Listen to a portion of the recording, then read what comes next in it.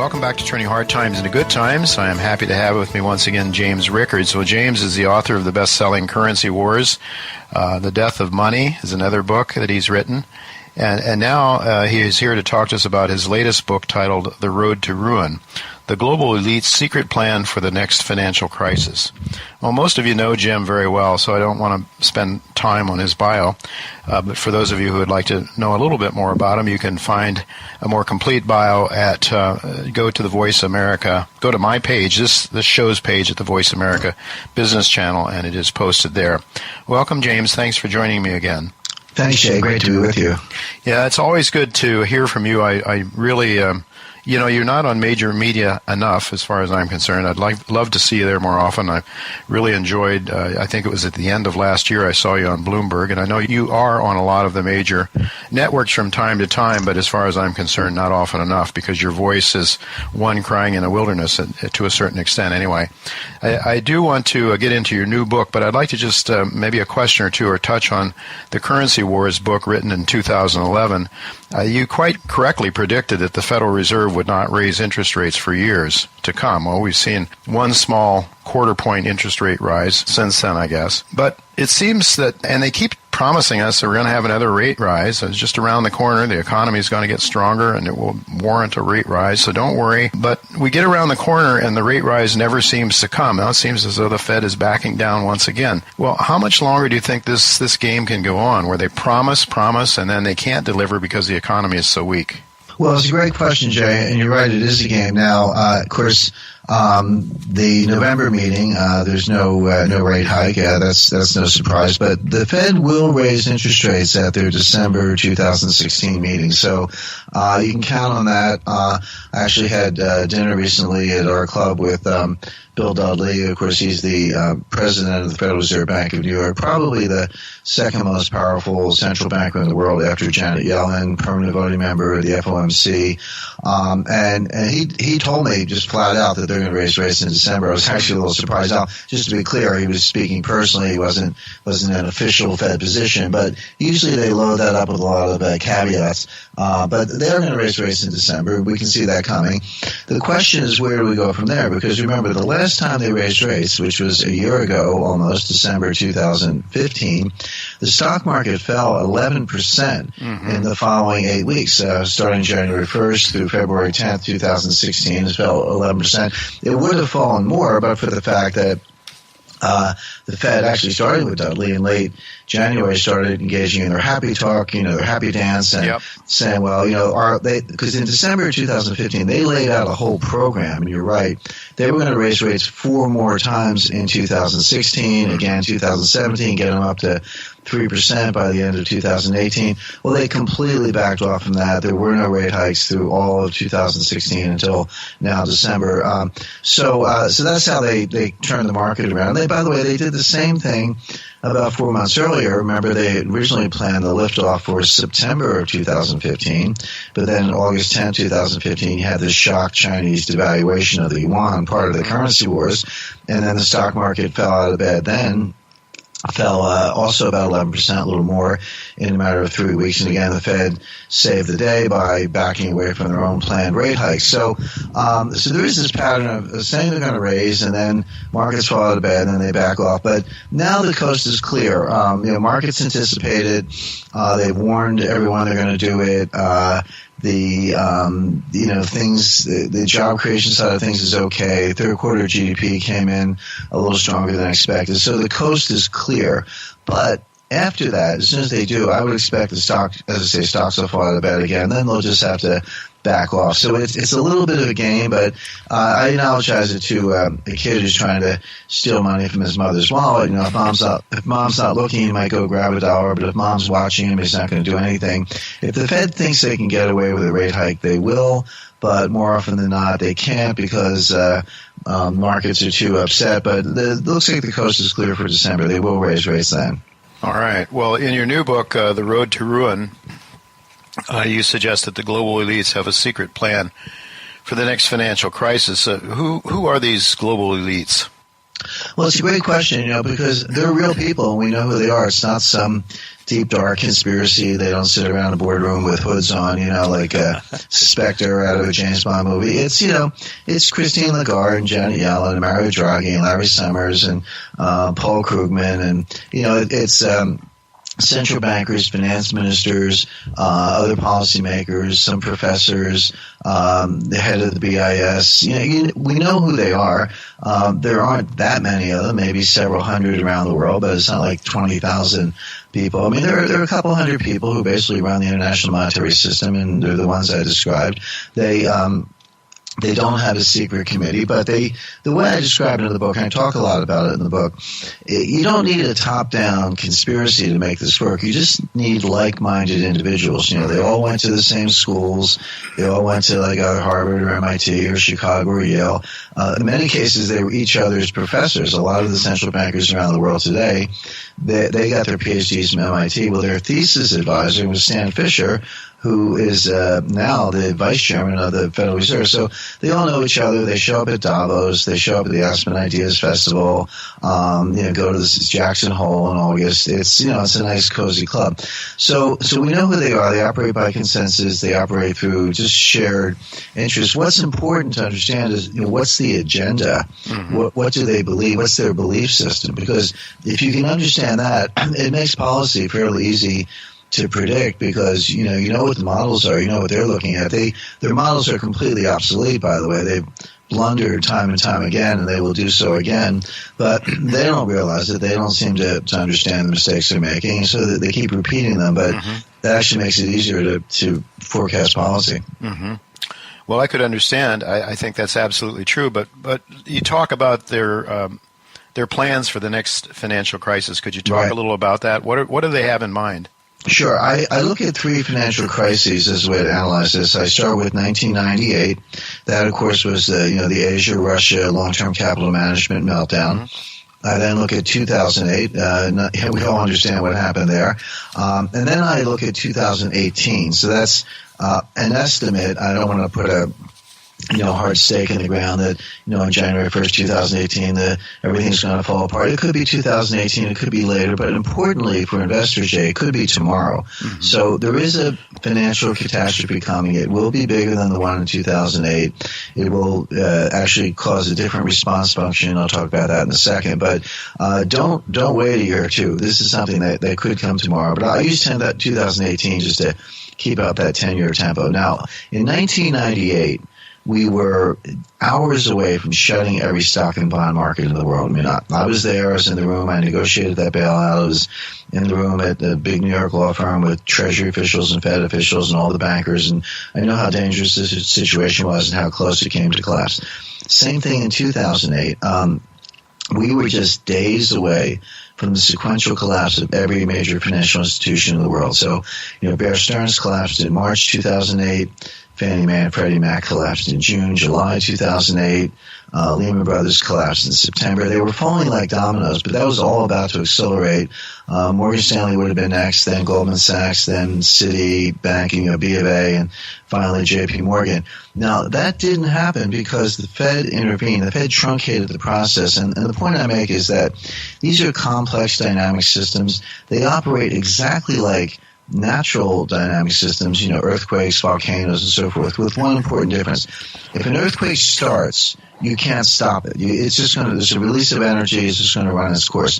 If a financial panic starts, you can stop it, but you don't solve the problem. All you do is store up that energy for the next one. Mm-hmm. So the point is, for 1998, Wall Street bailed out a hedge fund. 2008, the central banks bailed out Wall Street. Mm-hmm. In 2018, if not sooner, who's going to bail out the central banks? In other words, each crisis gets bigger than the one before. Each bailout gets bigger than the one before. We're now at the point where the central banks have to be bailed out because they've bloated their balance sheets. They've cut interest rates to zero. They haven't normalized anything. In the last 6 years, the Fed took their balance sheet from $800 billion to over $4 trillion. Mm-hmm. Now, somehow they had got back down to, let's say, $1 trillion, raised interest rates to 2.5%. I'd be the first one to say, hey, nice job, guys. Congratulations. Mm-hmm. You saved the world. and you normalize your balance sheet. But that didn't happen. Mm-hmm. The balance sheet is still at $4 trillion. Interest rates are still close to zero. They have no ammo left to fight the next war. And when it comes, they're going to have to turn to the IMF. And the IMF is going to reliquify the world with world money, which is this special drawing right, the SDR. I'm sure listeners have heard about it. It's not as hard to understand as it may sound at first, notwithstanding the funny name. It's just world money. The Fed has a printing press. They can print dollars. The IMF has a printing press. They can print SDRs, and they will, but it'll be highly inflationary and will destroy wealth.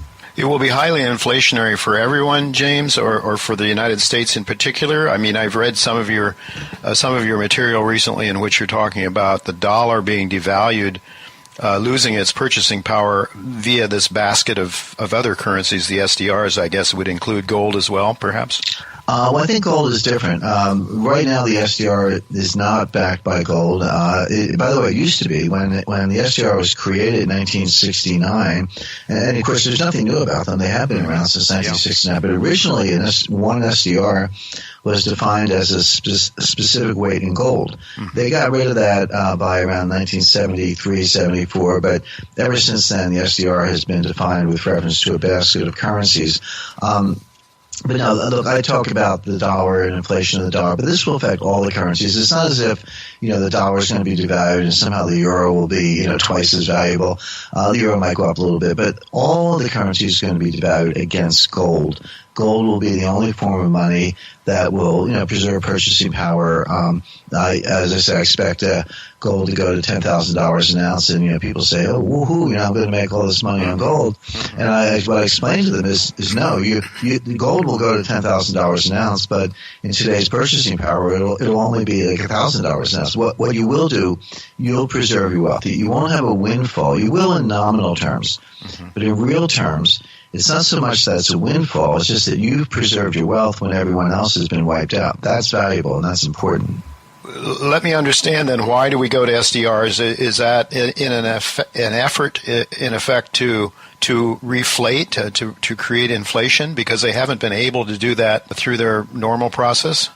Well, that's exactly right. But it's basically a way to create money in a way that maybe no one will notice. I mean, they'll notice, obviously, it'll be headlines, but people don't really understand SDRs. They don't understand the IMF. If it works, it will mainly be because nobody except the elites themselves understand it.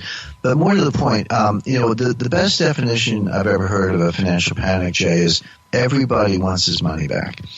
People say, "Oh, I've got money in the stock market. I've got money in the bond market." No, you don't. You may have stocks and bonds, but that's not money. People say, "I have money in a money market fund." I mean, what a misnomer. That's not money. Those are units of a mutual fund.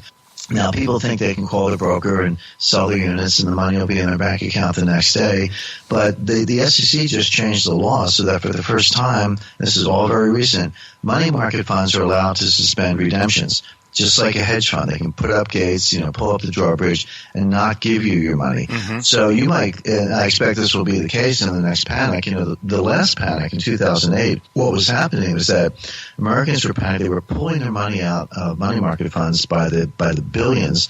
And then people who depended on the money market funds, such as European banks, to fund their dollar liabilities, those couldn't be rolled over. So dollar liquidity was drying up all over the world. The way the Fed intervened then is they guaranteed every money market fund in America. They just said, "Hey, we guarantee it." That was the bail-in. They're not going to do that the next time. It was that was the bailout. Bailout, yeah. So, that was the bailout. They're not going to do that again. It was too politically unpopular. People are still outraged. It's part of the success of Donald Trump and the Pirate Party in Iceland and the Italian referendum and Brexit. You look all over the world. This is all popular backlash against those kinds of bailout scenarios. So they're not going to do it. What they are going to do is lock it down and tell you can't have your money. And then they may have to close banks, shut exchanges. Now, eventually the SDRs will be issued. The central banks are at the outer limit of what they can do. Not legally. Legally, they can create more money, but politically and in terms of confidence, they can't print anymore without destroying confidence in their paper money. So you're going to be faced with a situation. Everybody wants his money back. You're going to have to pull it out of thin air. The central banks can't do it because they're tapped out. They never normalized from the last time. So the only clean balance sheet in the world, the only source of new liquidity in the world, is the IMF and the SDR. So that's why they're going to do it, because there's no place else to get the money. That's the last means of bailing out the world, essentially, I guess. Correct. So it seems to me, what you're talking about, I think probably most people don't understand, and you're the lawyer, Jim, so you can tell me if I'm wrong, but it's my understanding that, when you put money in the bank, you deposit your currency in the bank, you no longer are really the legal owner of that. The bank, you are a lender to the bank, right? And isn't it similar when I own stock and I have it in a brokerage firm? It's always in street name. It's not in my personal name. So if the brokerage house goes down, there are insurance things in place and so forth to the extent the government can make good on it. But we're not really legal owners of those assets so that they can be taken from us. Do I have that right? That's correct. So if I put money in the bank, it's a misnomer. I don't consider it money. I do have money in the bank. It's a convenience. I'm no different than anyone else, but sure. It's not money anymore. My bank deposit is an unsecured liability of an occasionally insolvent financial institution. Yeah. That's what it is. I'm lending money to the bank. I'm hoping I can get it back. Mm-hmm. Now, there is deposit insurance, and some of these banks are too big to fail, but in this next financial panic, I'm not talking about today, sunny day and everything's fine. I know I can go down to the bank and get some money, but in a panic, when everyone is dumping everything, the last time they printed up the money, they guaranteed the accounts, they put everyone's mind at ease. But the problem the next time, they're not going to be able to do that. They're not going to be, for political reasons and reasons of confidence, they're not going to be able to do it again. What they're going to do is tell you, you can't have your money. Now, they'll say it's temporary. Remember, Nixon. August 15th, 1971, Nixon said, I'm temporarily suspending the convertibility of dollars into gold. It was 45 years ago, and that we still don't have a gold standard. But they'll say it's temporary. They'll be buying time until the IMF can ride to the rescue with these SDRs. And once they do that, by the way, the reason you asked a good question, Jay. You said, well, why will that be inflationary when all the money printing that's happened so far hasn't been inflationary? Uh-huh. Well, the answer is that printing money by itself does not cause inflation. Austrians believe it does, but it doesn't. You need two things. You need the money. That's a start. But you also need people to spend it, lend it, borrow it. That's the velocity of money, the turnover. By the way, just in fairness to the Austrians, we don't have inflation in prices, consumer prices or producer prices. We do have it in asset prices. So if you give the Austrians credit for that, that's just a different kind of inflation. So what we have are asset bubbles in stocks and real estate, but it hasn't shown up in the consumer price index. That's because people are not spending the money. This notion of helicopter money, print it up, throw it out of helicopters, it falls to the ground, people are going to scoop it up and go out and spend it. Well, people will scoop it up, but they don't have to spend it. They could pay down debt, pay off student loans, car loans, home equity loans, credit cards, etc., or just save it, and that's what people have been doing. But the difference is SDRs are not walking around money. You and I aren't going to have them. These only go to countries, and the countries will spend it. Oh, by the way, the SDRs, the IMF can give them not only to their countries, but they can give them to multilateral institutions. So they can give them to the United Nations and the World Bank, and they will. And then those agencies will they'll be spending the money on climate change infrastructure, whatever. But I guarantee that money will get spent, and that's where the inflation will come from. Well, Jim, let me ask you, if we get to this bail-in situation, global insolvency or illiquidity in the banking system, and they start to give us all a haircut or take a portion of our deposits away from us, people are going to want to run out of the banks. Is that the reason that the likes of Joseph Stiglitz and Larry Summers and others are talking about putting together a cashless society? They talk about it being to stop the drug cartel, but I don't believe that one. I'm just wondering, what are your thoughts? Is that what they've got in mind when they're starting to think in terms of a cashless society and make it all digital? Absolutely. Before you slaughter cattle, you have to herd them into a pen. Uh-huh. And before you slaughter savers, you've got to herd them into a digital pen. So what they're doing, they're basically eliminating the cash option. It's funny, Jay, people think, oh, I can go down to the bank and get my cash whenever I want. Really? Go try it. Go up to a teller, ask for $15,000 in $100 bills. The teller's face will turn white. She'll call over the branch manager. They'll ask you for not just identification, but, why do you want the money? Some banks will say, hey, can you come back in 2 days? We don't have that much on hand. And they will file a currency transaction report with the government that goes to an agency called FinCEN, which stands for Financial Crimes Enforcement Network.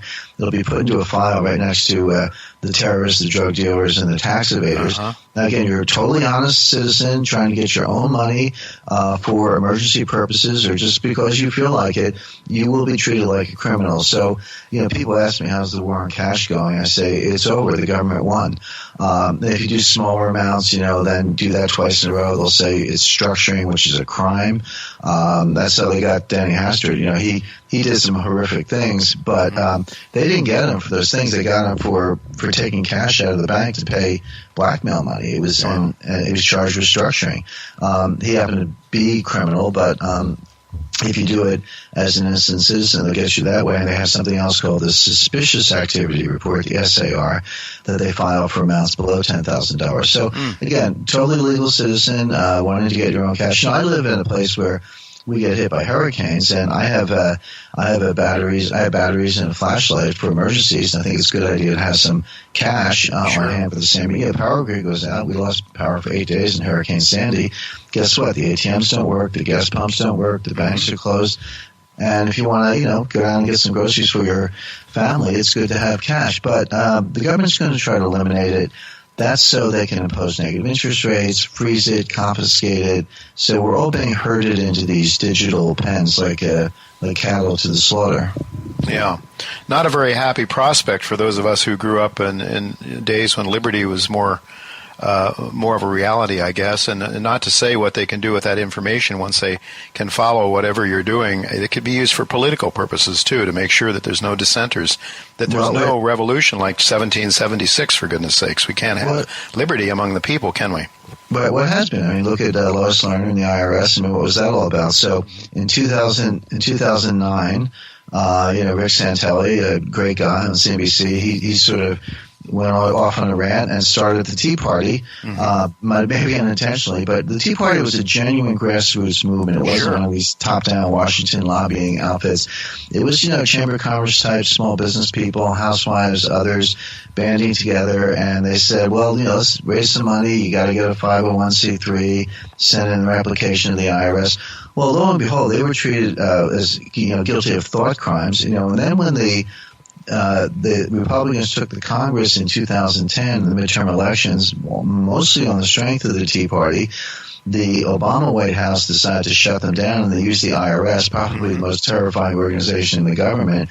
They slow-rolled those applications. They sent questionnaires out saying, well, what are your religious views? What books do you read? Et cetera. So they were all thought crimes, basically. So we've already seen it. We don't have to hypothesize this. We know that the power of government is being used to suppress liberty and suppress various kinds of thought and expression. So how much worse would it get in a financial crisis?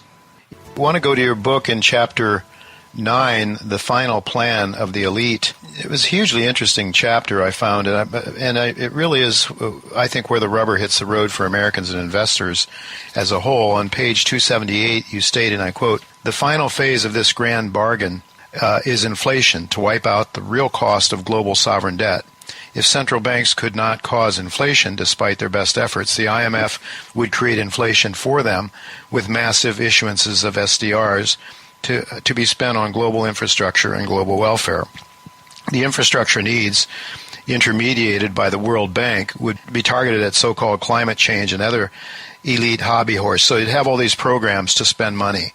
And then you say, now the post-crisis global elite plan is seen in full, end of quote. So I'd like to ask you if you could talk just a little bit about that plan and what practical impacts it will have on Americans. So we're going to see higher inflation rates. I guess we were talking about it, the lack of liquidity, the lack of maybe digital money. And so how do we prepare for this, or what are the real impacts of what you see coming? Yeah, and Jay, thanks for mentioning that. By the way, I want to point out that This book has 151 endnotes. In other words, I don't make any claims that you read a passage and Yes. that is what the book says, but you can go to the back of the book and you can find specific working papers by officials that talk about that. So this is all backed up with documentation. Sure. Or direct interviews, etc. It's very well sourced, and readers who are interested can pursue that further. But yes, that is the plan. Look, if you pull, my estimate would be 5 trillion SDRs. That's how much they'll have to create out of thin air. They give it to their member countries. You and I don't have any, but the countries do. But then inside the IMF, there's a trading desk where countries that get SDRs that want other kinds of money, dollars or euros or yen or whatever, you just call up that desk and they find a buyer for the SDRs, and China is a buyer. China's been acquiring SDRs because they're trying to get out of dollars. So you can sell the SDRs to China. China will give you dollars, let's say, or euros, and then you as a country go spend them on whatever. Some of this will be directed. When I say directed, I mean it'll be very specific. As I mentioned, climate change infrastructure in the tens and hundreds of billions of dollars. But some of it will be at the discretion of individual countries. But as I say, if people don't want to spend, governments will. This is what John Maynard Keynes said. That was the origin of Keynesian economics. Is when you're in a liquidity trap and people are fearful and they're nervous and they're saving their money, which is actually prudent. Well, if they won't spend, the government will. But then you say, okay, the government's going to spend. Where are they going to get the money? Right. If they're all deeply indebted, if the United States has a over 100% debt to GDP ratio, China and Japan have over 200% debt to GDP ratios. Well, they're at the outer limit of what they can borrow. Their central banks are at the outer limit of what they can print. So where's this new money going to come from? Well, voila, it's going to come from the IMF. By the way, the IMF is not a country. So it does not have a trade deficit. It does not have a budget deficit. It can. When countries print money, there are at least some constraints in terms of currency exchange values, trade deficits, budget deficits, interest rates. There's some constraints imposed by the market, but the IMF is outside the markets, outside those constraints, and the money literally comes out of thin air. Jim, I have to ask you, are we looking then at sort of a one-world government that's being formed? And then as a follow-up question, what about what increasingly seems to be America's adversaries? Putin is being blamed for everything that goes wrong in this country now.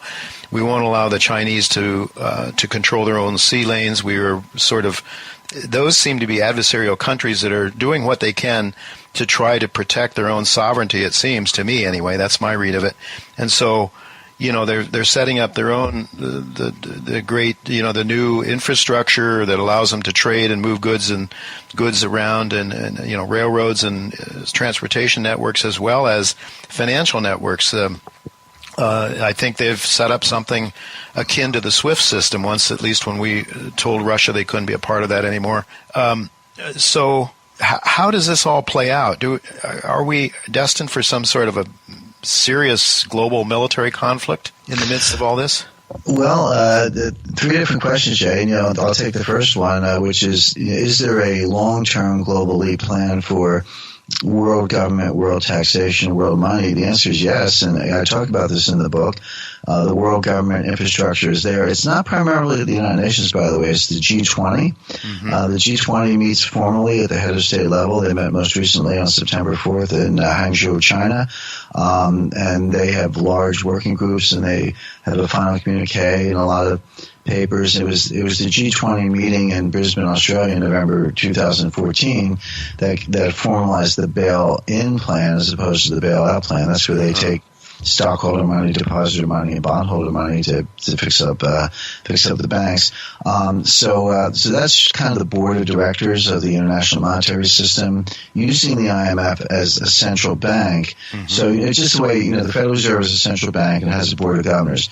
The IMF is the central bank of the world, and its board of governors are the G20 heads of state. So that then with the United Nations as ancillary to that. By the way, there are a number of organizations. I talk about all of them in the book. They farm out these tasks. So there's something called the Organization for Economic Cooperation and Development, the major developed economies, OECD. They are working on the global tax plan. It has a funny name, BEPS, B-E-P-S. base erosion and profit shifting. So if you ever see OECD BEPS, if you don't know what it means, just think global taxation and you've got it. So the United Nations is taking the lead on climate change. The OECD is taking the lead on global taxation. The IMF will take the lead on world money, and it's all being directed by the G20. But again, this is not futuristic. This is not to frighten people. This is all here today. It's happening. Now, as far as World War III is concerned, it already started. It's going on right now between Russia and the United States. It's not kinetic warfare. It's cyber warfare. Now I think a lot of people have familiarity with cyber attacks. So you hack into the operating system or the control system of some critical infrastructure like the Hoover Dam, and then you open the floodgates and you drown 300,000 people in their sleep by just flooding, letting the water flood downstream. We're also familiar with financial warfare, and I helped facilitate the first financial war game in 2009, run by the Pentagon. Well, imagine combining the two, combining cyber warfare and financial warfare into cyber financial warfare. That's what's going on. Now, the Russians could shut down the New York Stock Exchange tomorrow. That's child's play.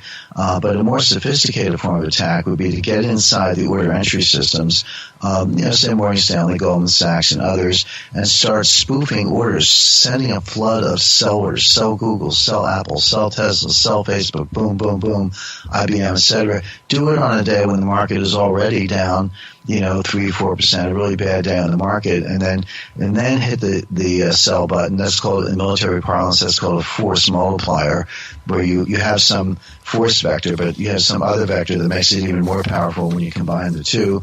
Markets could go down 30% in one day, a little more than happened 19 years ago, a couple weeks ago, October 19th, 1987.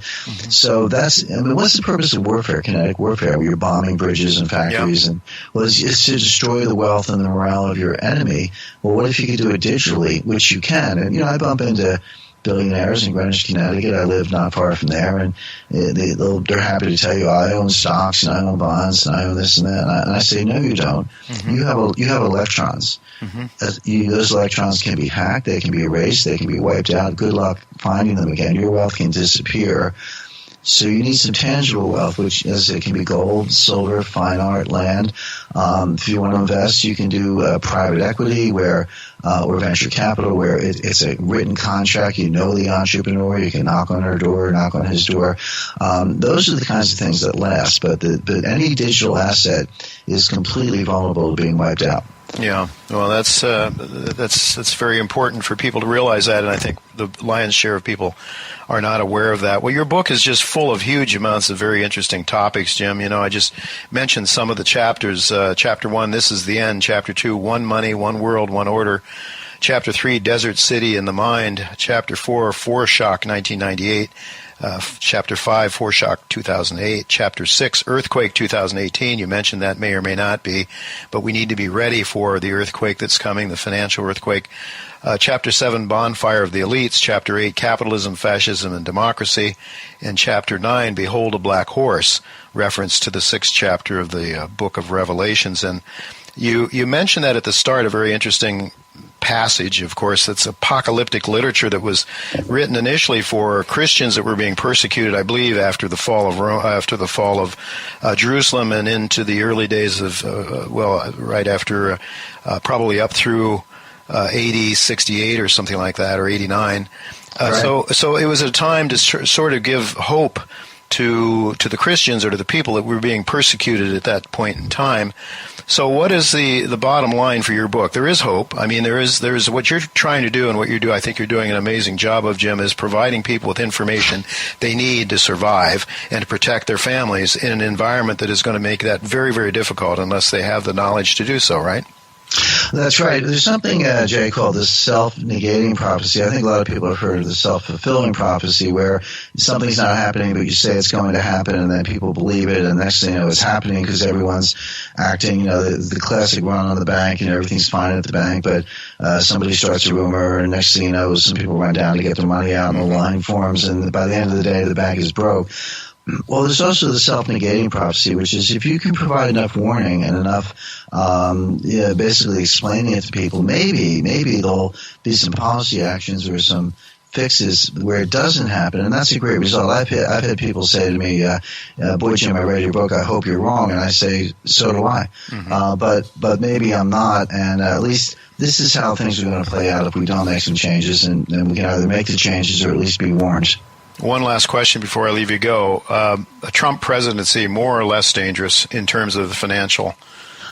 I think it's a lot less dangerous. I think it'll be, almost our last chance. Look, Trump is unpredictable. You never know what he's going to say next. But with Hillary, you're going to get more of the same. You're going to get the same kind of appointments, the same kind of policies. We're on the wrong path, so we continue on the wrong path.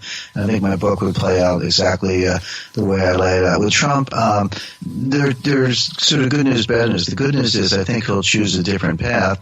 The bad news is the global elites are going to stand in his way every step of the way, and maybe they'll even precipitate something just to make him look bad. So I think either way, investors need to be prepared. Yeah, I was going to wonder if President Kennedy thought he was the president and didn't have time to realize he wasn't. But anyway, I should stop with that thought probably before it gets too gloomy, because your book does provide some hope, Jim. I want to thank you very much for being with us again. And where is the best place to buy it? I guess you can buy it on Amazon now. You can pre-order it there. You can. How do they buy it? Correct. You can get it on Amazon, Barnes & Noble. Actually, the independent booksellers have a website. It's the official publication date is November 15th, so it'll be in bookstores on November 15th. But before then, you can pre-order it. I'm happy to say we're the number one bestseller in the money category on Amazon. So we're actually beating books that are already on the bookshelves. And for those who are interested in an autographed copy, you can go to my website, jamesrickardsproject.com. That's jamesrickardsproject.com. And we have a widget. You can buy it from the places I mentioned. And if you put your confirmation code in, an address will mail you an autograph booklet. And they're real autographs. We don't use a robo-pen. I actually flew back from Australia the other day. I signed 600 out of them on a plane. So we have thousands more good to go. So, I'm really very appreciative of those who are interested. Oh, that's a fantastic offer. Thank you very much, James. Always good to hear from you. Always insightful, always potentially life-saving information. So thanks again for being with us. Look forward to doing it again sometime soon. Thanks, Jay.